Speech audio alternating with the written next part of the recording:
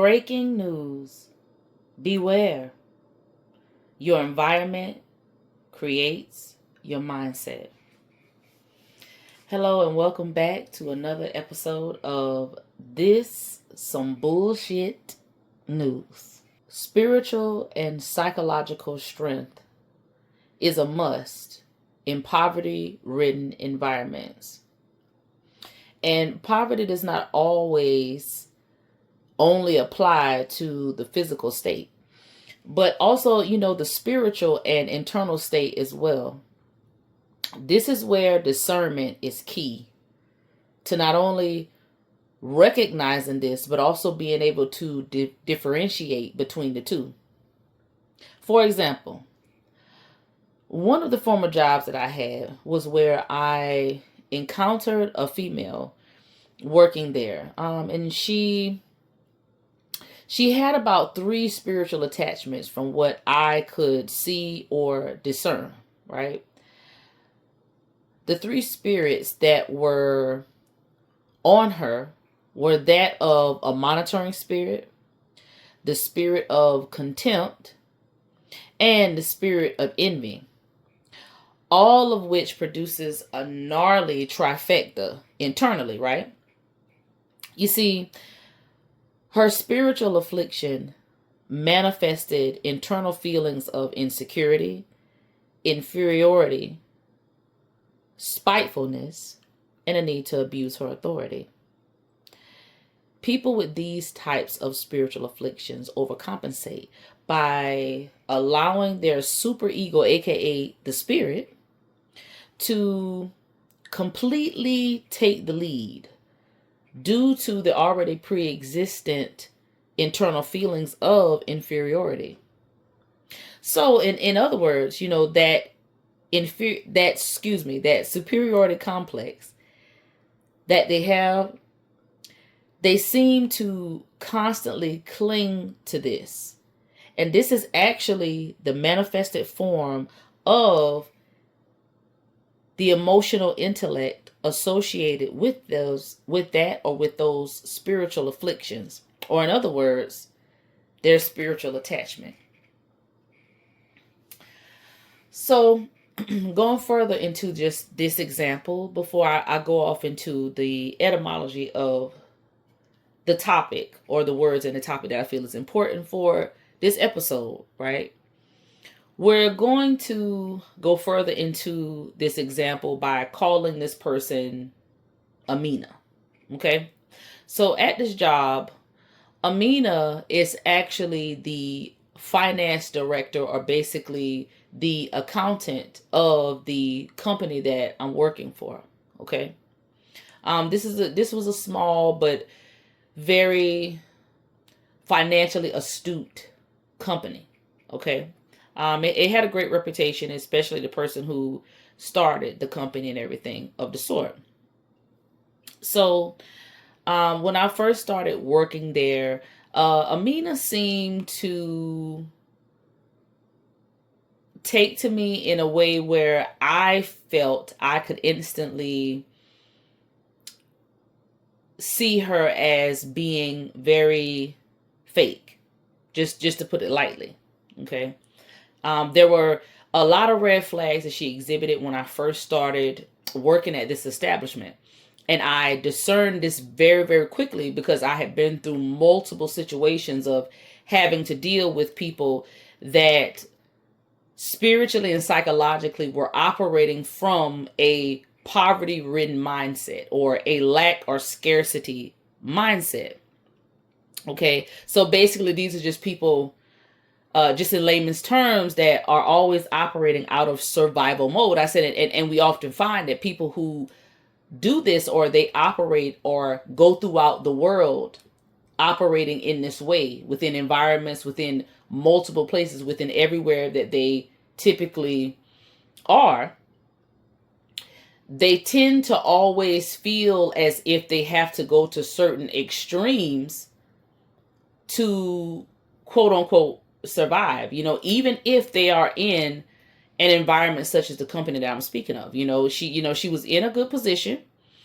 She is, like I said, the accountant of that company. So there is absolute job security. So there was no real need to feel any type of maybe intimidation, any type of feelings of being threatened or having your position threatened at all, because she had been working there for some years prior to when I got employed. Okay, so long story short, one example, or one exclusive example I can give, or should I say more detailed example that I can give to this, was when I really started noticing her odd behaviors towards me. Behaviors that I feel she thought were inconspicuous, or that she kept very subtle. She kept hidden. But again, I've always been very good at learning, or having to be very good at learning to discern and also pick up on subtle body languages, certain nonverbal cues, okay, that people feel, okay, well, because I didn't directly express this person, there's no way they could know what's going on. So one specific example was one day I began to notice that when I had been moved into a different department within this company, I began to notice how her sort of stalking, of my presence became a little more escalated in a way that was kind of concerning.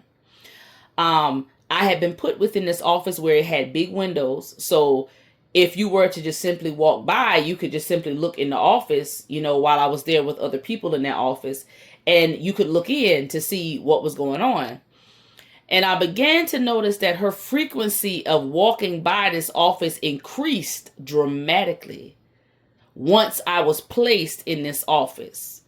And I would see her walking by, and it would just be so obvious, because when she would walk by, I would kind of look at her, in a way of inquisitiveness, because I'm just like, oh, that's kind of strange how all of a sudden now I'm put here, and it's almost like you're low key acting as a monitoring spirit now, because you can't seem to keep your behind in your seat in your office that is up to the front of this company.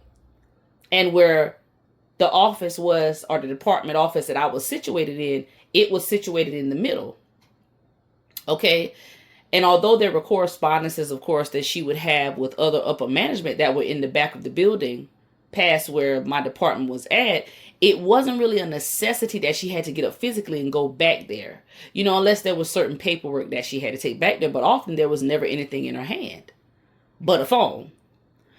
So again, I started noticing this, and whenever I would be looking, when she would come by, she would instantly look away. Like she would instantly make eye contact with me and, look away in a way of guiltiness.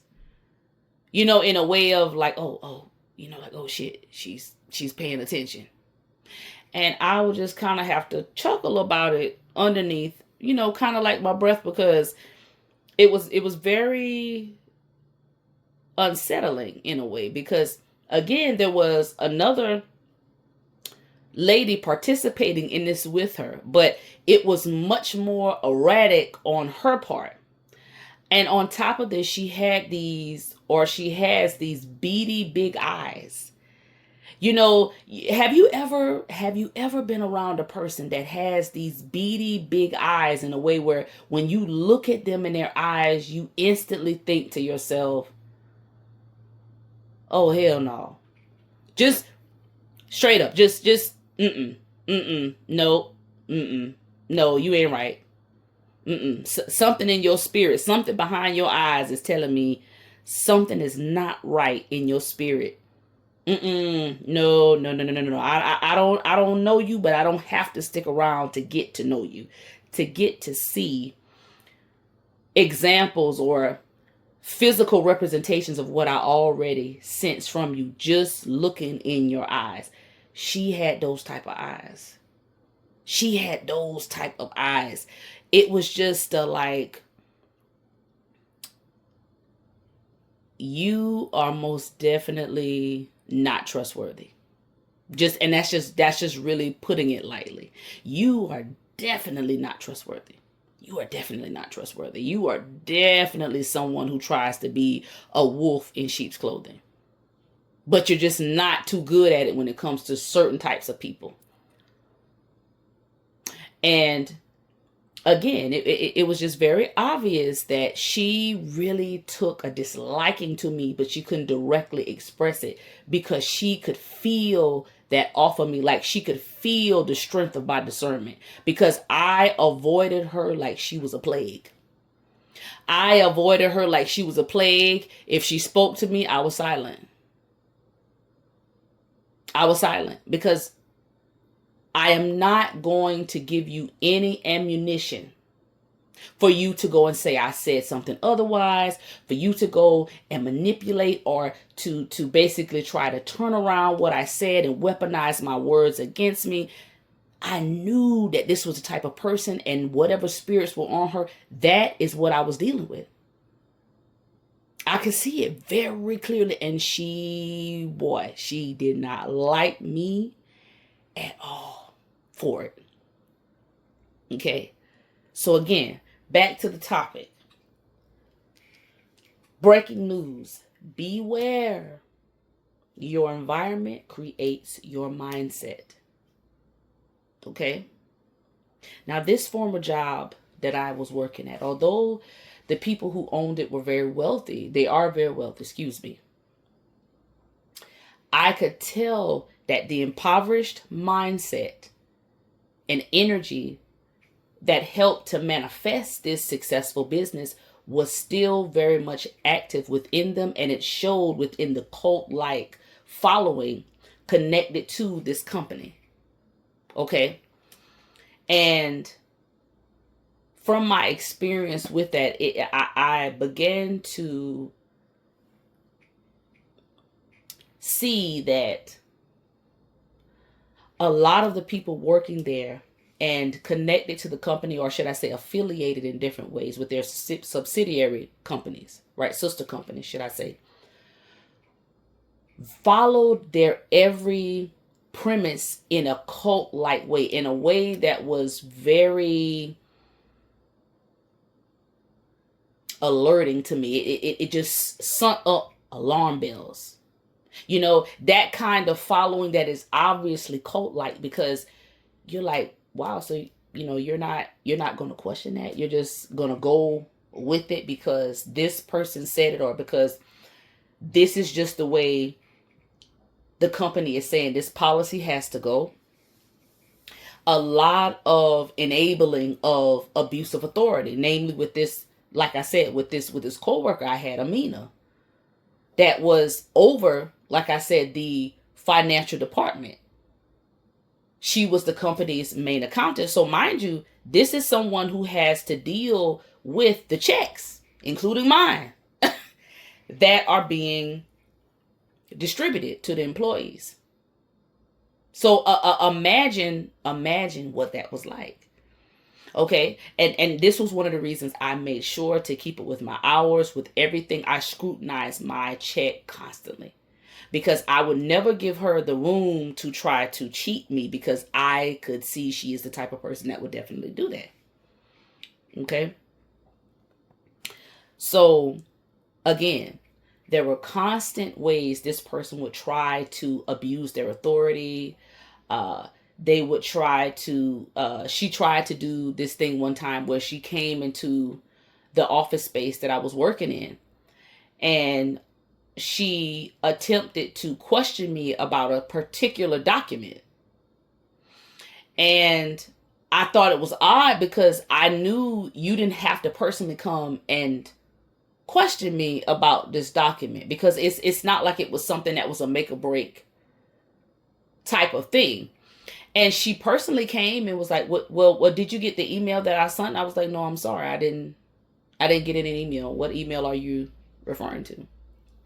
And she told me about the document, and I said, okay, well, I'll look over it. And I could see the disappointment in her face, because she wanted that conversation to probably evolve into something else that she could use against me. And it didn't. I didn't give her that. because I already knew what type of time she was on, again, which further fueled her dislike of me. Okay. Now, we're going to go into the etymology of the word environment, okay? And etymology is just basically the study of the origin of words and their historical development throughout time, okay? So when we look at environment, it originates from the Middle French word environ, which means around or surround. The suffix ment emerged in English around 1600 to mean the state of being surround. This derives from the verb environer, which is to encircle / surround, with the modern ecological definition emerging much later by 1827. Okay? And this modern ecological definition in 1827, it was adopted by Thomas Carlyle to mean the aggregate. An aggregate is basically the wholeness formed by many elements of conditions in which a person or thing lives. So basically, when we're looking at this is saying the aggregate is all of the elements of an environment, of what makes up that environment, the people, the energy, the spirits that are connected to these energies that create that environment, and therefore the mindsets or the primitive perspectives that people form, and therefore the way they embody certain behaviors connected to these mindsets in accordance to how they believe, because of these mindsets, right, that they should operate within the world, right? That they should carry themselves out in the world no matter what environment they're in. Okay? So, again, the literal meaning of environment is surrounding or that which surrounds. If someone is surrounded constantly by a poverty-ridden environment, even if it may not look so physically, as the company I was speaking of that I work for, that is the premise of which they will always operate. That is the premise from which their behaviors will be derived. Always. Okay? And this is very key in this Amina character that I worked around at my old job. Okay? This person participated in forms of gang stalking. Okay, there were 2 younger employees that came to work there at the company. And her and another lady that was along with her, they were in the same office together at the front. Okay. They immediately, quote unquote, recruited these younger workers to be a part of their kind of, on the low hate crew.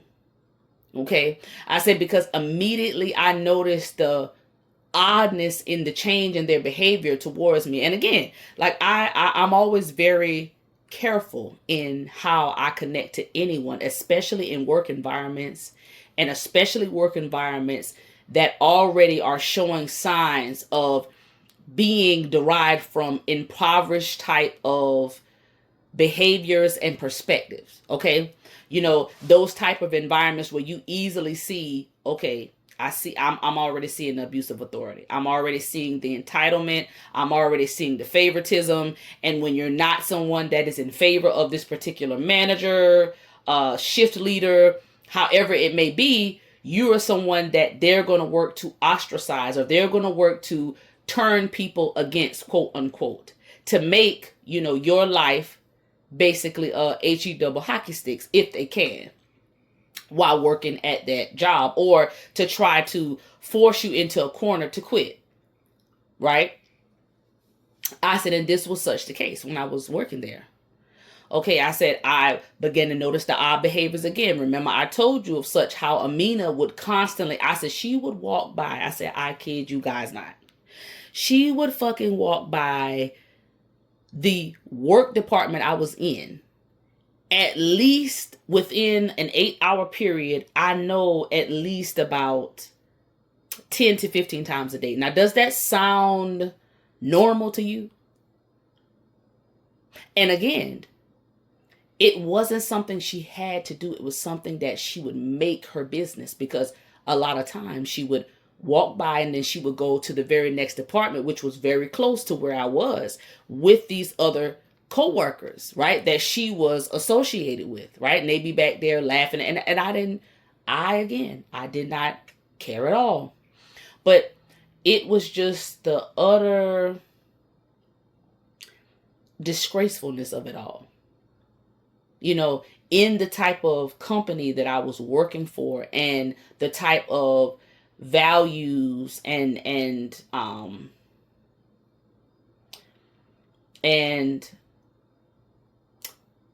just premise statements that they would make, you know, in their values and things like that, and the ethics that they had, versus the sharp contrast that was presented when you were actually inside of this company. It was very disconcerting. You know, it was very disappointing. It was very disappointing. And being that this was an African American led company, I was very proud to be working there. You know, I was very proud to say, wow, like, I'm working under this person. You know, they are a person of color. They are someone who has strived very hard to get where they're at. And oh my God, like, look at what is going on here. And again, this is why it's very important to be able to discern in what is happening and what is going on in different environments, because although they may look as if they are very wealthy superficially, when you look at the spiritual and internal state of the people working there, that will tell you a lot. A lot. Okay? So again, this is just to alert people to why discernment in these types of environments is very key. Okay? These toxic work environments where upper management will enable people such as Amina to continue to do what they do and normalize it like it's supposed to be that way. Okay? They will continue to enable, you know, the toxic leadership, people that they have put in those positions to spy, to overly question, to try to basically invade boundaries that are necessary for people. Okay? I said, because one of the main things, again, that we see over and over again, you know, an overarching truth in these type of toxic work environments is, I have always been one of those individuals that stay to myself, because I am aware of the weirdness, as I said before in my former video, you know, the weirdo type of energy, the weirdo type of spiritual energy you sense from these people until you're able to discern possibly the type of spirits that they're holding. Okay? And one of the key marks of the spirit of contempt and envy being on a person is someone such as her that will try to undermine in a very subversive way, you know, in a way where they're like, ha ha ha, I'm like Pinky in the Brain. You know, I am the mastermind. You don't know what's going on the whole time. I'm in front of you. You don't see me. Those types of things, right?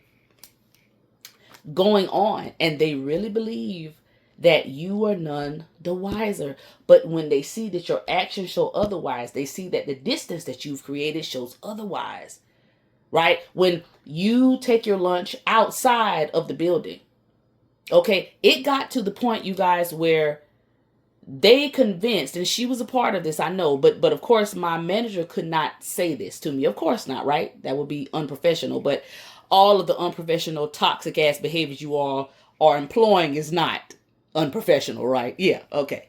Right.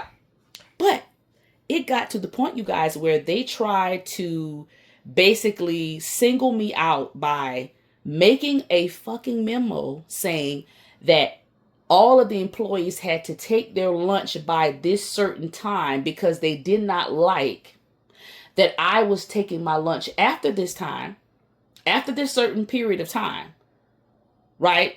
Because they wanted to always watch me as if I was a little child. Keep tabs on me as if I was a little child. And the only reason that could be present is if someone was lending to certain ideas, right, that were not putting me in a positive light as to why it would need to be that way for me, right? Because for you to arrange for you to rearrange an entire policy that was never that way for years before I got there, that says a lot. It says a lot. You have to be in the building by this certain time, and this was not a late time. You have to be back inside the building. So you're saying if I don't leave the building by this time to go get my lunch, I can't go outside of the building. Who the fuck does that? A toxic work environment does it. So again, I hope you have enjoyed. This thing was a little bit longer than what I would have wanted, but please like, share, subscribe if you like my vibe. I may also include my Cash App link if you would like to donate. And if it's just you donating energetic positivity to my channel by sharing, by liking, by subscribing, please do so.